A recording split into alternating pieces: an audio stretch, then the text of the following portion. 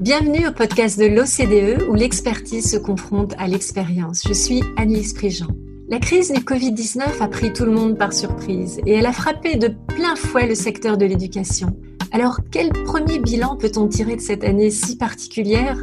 Pour répondre à cette question, j'ai le très grand plaisir de recevoir Éric Charbonnier, analyste éducation à l'OCDE.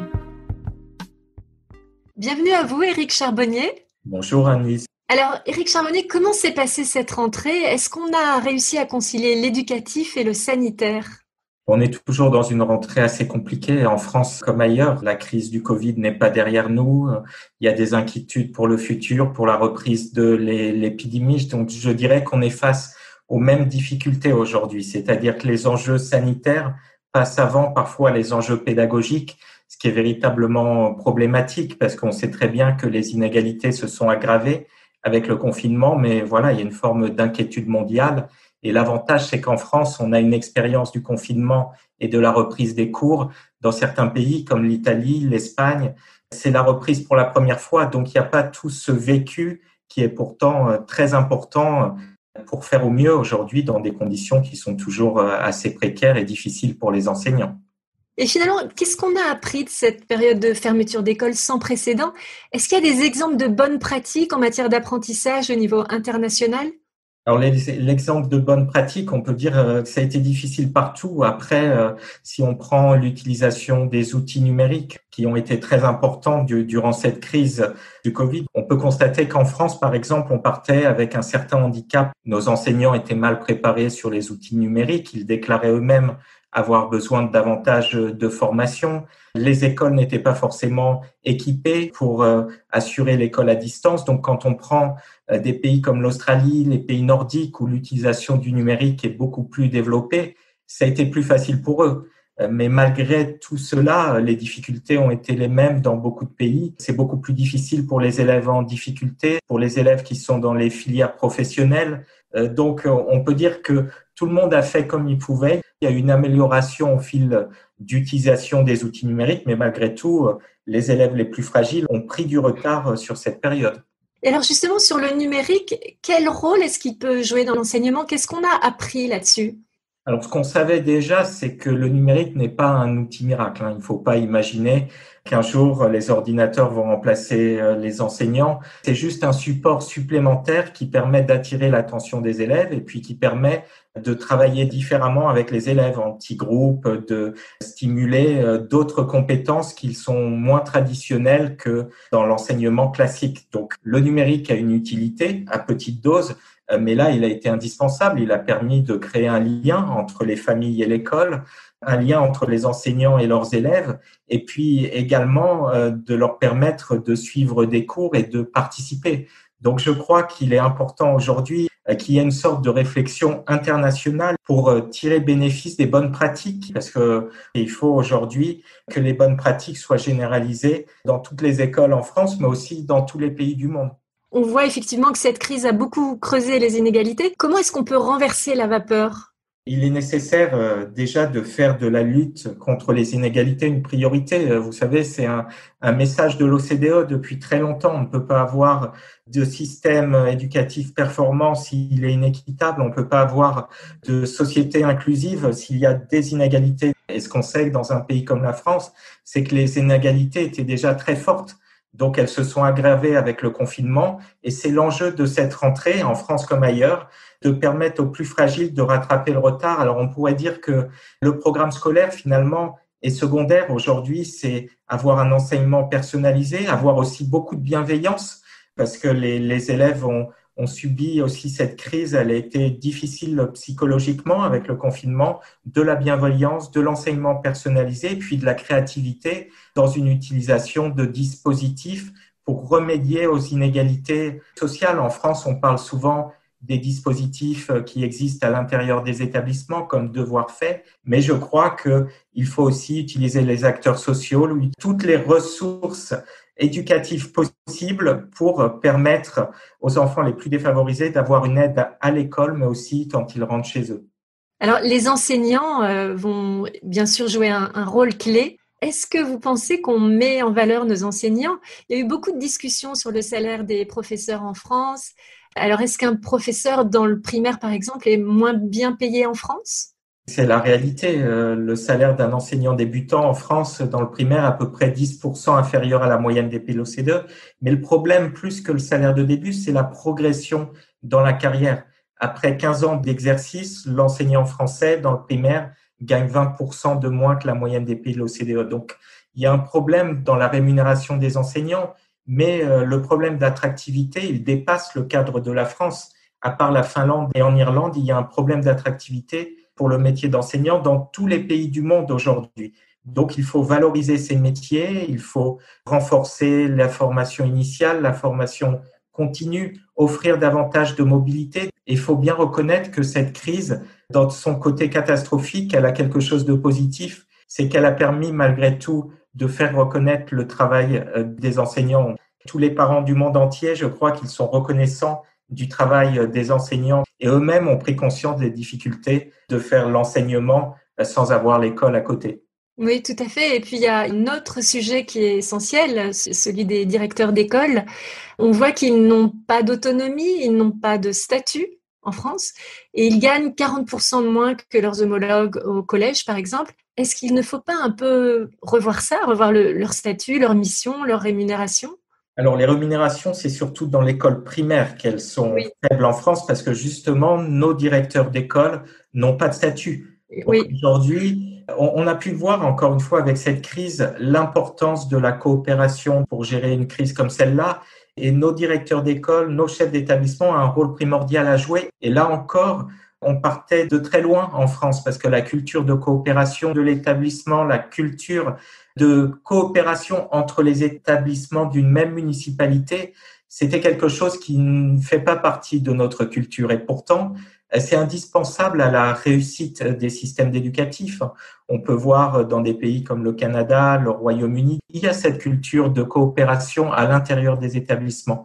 Et c'est un message de cette crise, c'est qu'il faut aujourd'hui mettre tous les atouts de son côté. Et si ça s'est plutôt bien passé en France pendant le confinement, c'est justement parce qu'il y a eu davantage de coopération entre les directeurs d'école, chefs d'établissement avec leurs équipes pédagogiques. Donc aujourd'hui, valoriser les enseignants, c'est important. Valoriser les directeurs d'école, les chefs d'établissement, ça l'est tout autant.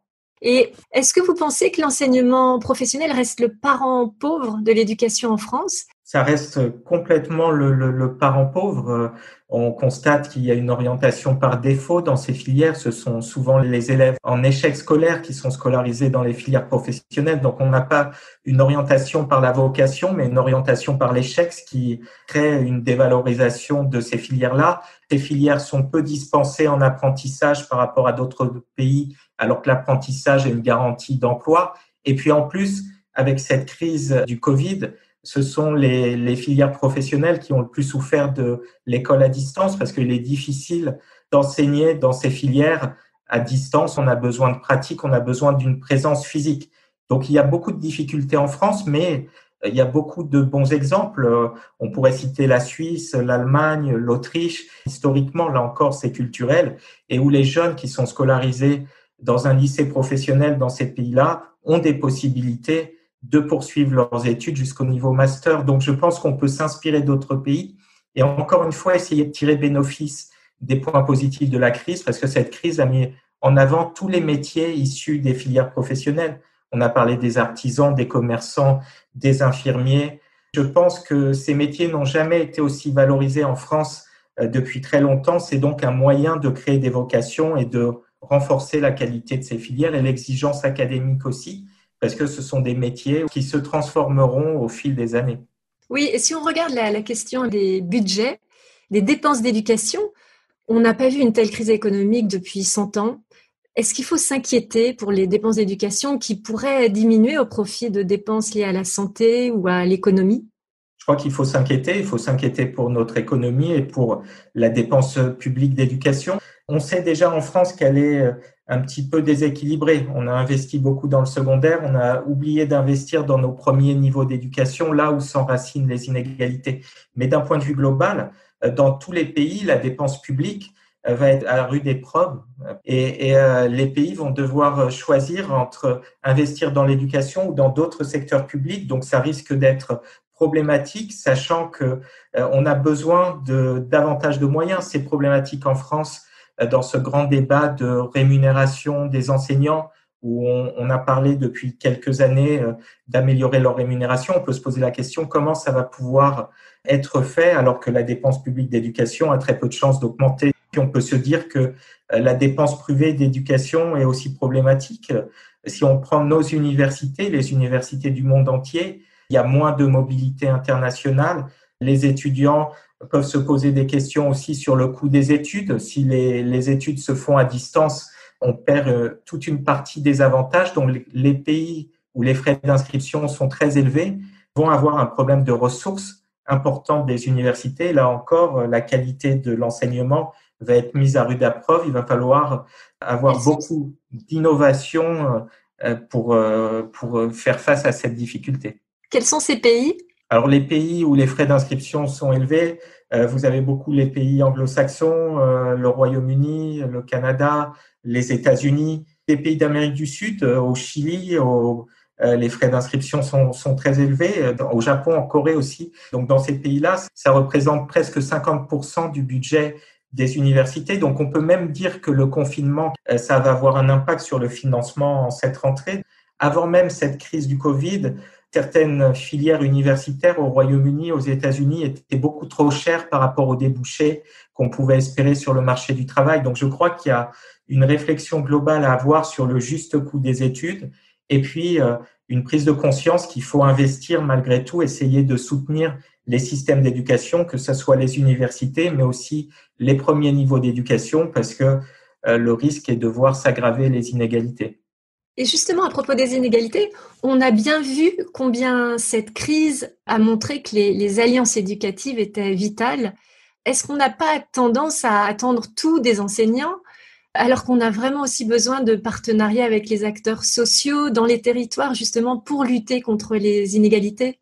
C'est exactement une des recommandations clés de l'OCDE, c'est que la lutte contre les inégalités, c'est un travail qui doit être inclusif avec des actions qui se passent en dehors du mur des écoles. C'est la réussite du Portugal. On cite souvent Portugal comme un pays qui a amélioré ses performances éducatives, qui est devenu plus équitable. C'est suite à une politique d'éducation prioritaire où tout le monde a travaillé. Il y a eu des réflexions sur l'urbanisme, il y a eu des partenariats entre les acteurs sociaux dans les municipalités et les écoles.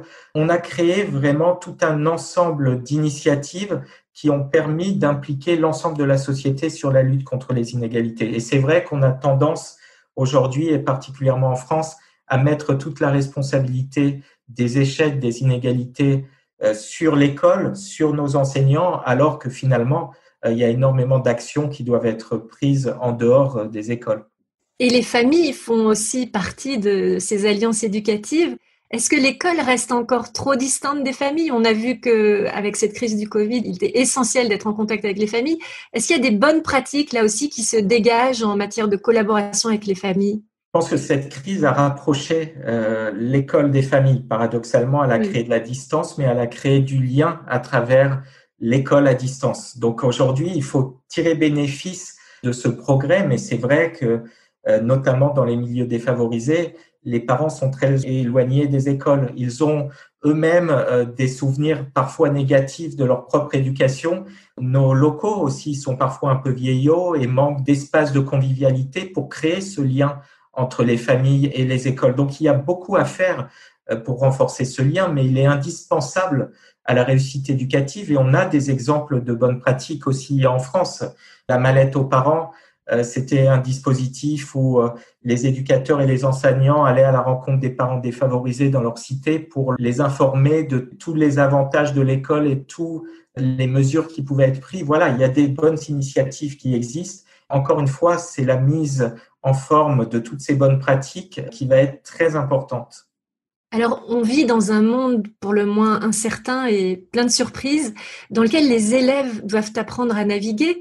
On parle souvent des compétences essentielles du XXIe siècle, la collaboration, la créativité, l'esprit critique. Quels sont les modèles éducatifs qui parviennent le mieux à les développer ? et puis aussi à développer un certain sens civique autour de questions comme le développement durable ou le climat, par exemple. C'est vraiment un sujet clé aujourd'hui dans l'OCDE. D'ailleurs, on a sorti une publication récemment sur l'esprit critique et la créativité. On a un projet qui vise à regarder l'ensemble des systèmes éducatifs dans le secondaire et regarder justement la place qu'on donne aux connaissances, aux compétences, aux valeurs. On peut voir que la place des compétences est devenue de plus en plus importante dans un nombre grandissant de pays. Aujourd'hui, on a besoin d'être créatif, on a besoin d'être curieux, d'être empathique, d'avoir confiance dans les autres et en soi-même. On a besoin de tout un ensemble de compétences aussi, de faire le tri entre ce qui est vrai et ce qui est faux. Et on le voit à travers cette crise. Ces compétences-là sont devenues indispensables pour naviguer dans le monde d'aujourd'hui et se faire sa propre opinion avec une forme de hauteur. Donc, souvent, nous, on cite le Canada, on cite la Finlande, la Corée, Singapour, qui ont des programmes éducatifs qui laissent une place très forte à ces compétences et aussi aux valeurs. En France, on y arrive progressivement, vu qu'on sait bien que les objectifs sont la maîtrise des fondamentaux, compter, lire et écrire, mais aussi respecter autrui. Donc, on commence à ériger des valeurs comme étant importantes dans l'éducation des enfants, mais je crois qu'il faudra aller davantage vers un système qui valorise les compétences parce qu'elles sont indispensables aujourd'hui. Alors en conclusion, Éric Charbonnier, en ces temps troublés, si vous aviez un conseil à donner à la communauté éducative, aux élèves, aux parents et aux acteurs de terrain, ce serait quoi? De se sentir moins isolé et de faire tout ce qu'il faut pour travailler en équipe. Je pense qu'aujourd'hui, les difficultés que l'on peut avoir avec cette crise du Covid mettent en avant que pour être résilient, pour pouvoir faire face à ces enjeux, la meilleure façon, c'est de travailler tous ensemble collectivement. Donc, ça veut dire à l'intérieur des écoles, créer un climat de coopération entre les écoles elles-mêmes, créer du lien entre les familles et l'école avec les acteurs sociaux dans les municipalités. Et puis aussi essayer, nous, c'est notre rôle en tant qu'OCDE, de créer des débats en dehors des frontières des pays pour faire ressortir toutes les bonnes pratiques. Parce que je crois qu'aujourd'hui, il n'y a pas de solution miracle aux difficultés qu'on a face à la pandémie du Covid, mais il y a des bonnes pratiques internationales qui mériteraient d'être mises en avant, comme on le fait à l'OCDE, pour aider les autres à trouver des solutions face aux difficultés. Je crois qu'on aura plus que jamais besoin d'une société inclusive pour se sortir de la situation dans laquelle on est. Et ce sera le mot de la fin. Merci beaucoup, Éric Charbonnier. Merci, Anne-Lise. Chers auditeurs, si vous souhaitez en savoir plus, n'hésitez pas à consulter le site internet de l'OCDE à la rubrique Éducation. Je suis Anne-Lise Prigent. Merci d'avoir écouté ce podcast de l'OCDE.